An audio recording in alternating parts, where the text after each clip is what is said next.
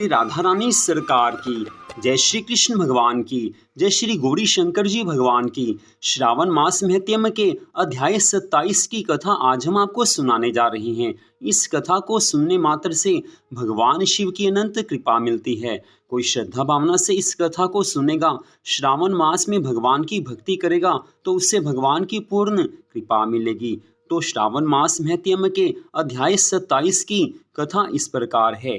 भगवान शिव शंकर जी महाराज सनत कुमार जी से आगे की कथा का वर्णन करते हुए कहने लगे हैं कि हे सनत कुमार जी, अनंतर श्रावण मास में कर्क तथा सिंह संक्रांति जन्य जो कुछ धर्म कार्य होते हैं उसे मैं आपसे कहता हूँ।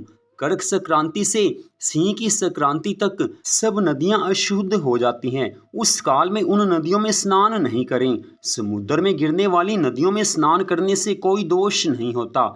कुछ महर्षियों का कथन है कि कर्क संक्रांति से दक्षिण दिशा स्थित भगवान अगस्त्य के उदय काल तक नदियां अशुद्ध रहती हैं। ग्रीष्म ऋतु में भूमि पर जो नदियां सूख जाती हैं वे अल्प जल वाली छोटी नदियां तब तक अशुद्ध रहती हैं।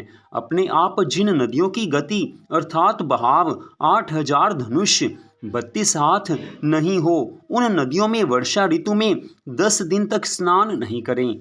उन नदियों को नदी ना कहकर गर्त गढ़ी शब्द से जानना चाहिए।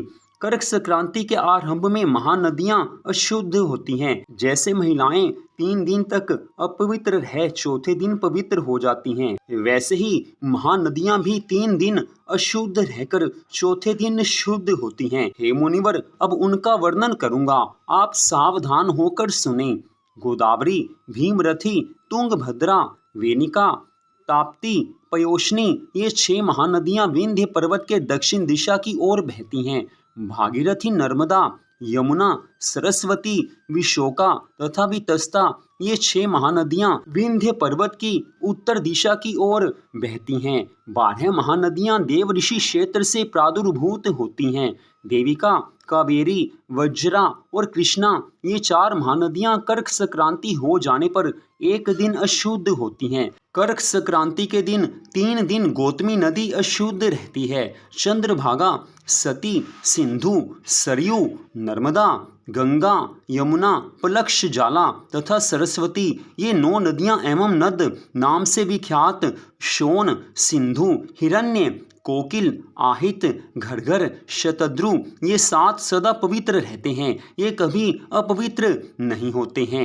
धर्मद्रवा, गंगा, यमुना तथा सरस्वती ये सब काल में गुप्त अपवित्र वाली होती हैं। यह सर्वदा पवित्र हैं, इनमें कभी भी अपवित्रता नहीं होती है। जो नदी तट निवासी हैं उन्हें इन नदियों में स्नान करने से पाप नहीं लगता है। अपवित्र नदियों का जल अगर गंगा जल में मिलता है तो वह भी पवित्र हो जाता है। ये गंगा जी की महिमा है, क्योंकि गंगा जी साक्षात श्री हरि विष्णु भगवान जी के श्री चरणों से प्रकट हुई हैं। इस कारण उन्हें मैं अपने मस्तक पर धारण करता हूँ। गंगा सदा से ही पवित्र हैं और सदा ही पवित्र रहेंगी। ये अन्य सब लोगों को त्रिलोकी भर को पवित्र करने वाली हैं। इस कारण गंगा जी की महिमा अनंत है।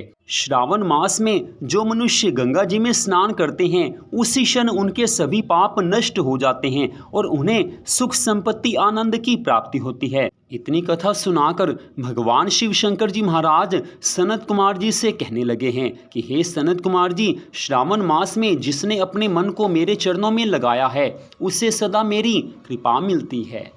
तो यहीं पर श्रावण मास महत्म के 27वें अध्याय की कथा का विश्राम होता है। श्रावण मास महत्म के कुल 30 अध्याय हैं। 27 अध्यायों की कथा आपने सुन ली है।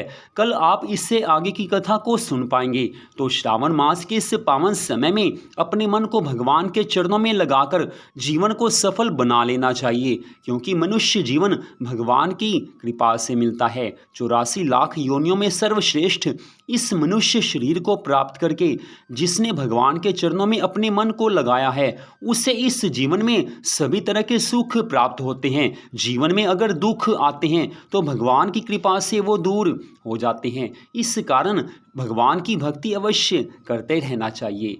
तो आज की इस कथा को आपने सुना, आप सबका हार्दिक धन्यवाद। भगवान श्री राधा कृष्ण जी की, भगवान श्री गौरी शंकर जी की, श्रावण मास महत्यम की अनंत कृपा सदा आप सब पर, आपके परिवार पर बनी रहे।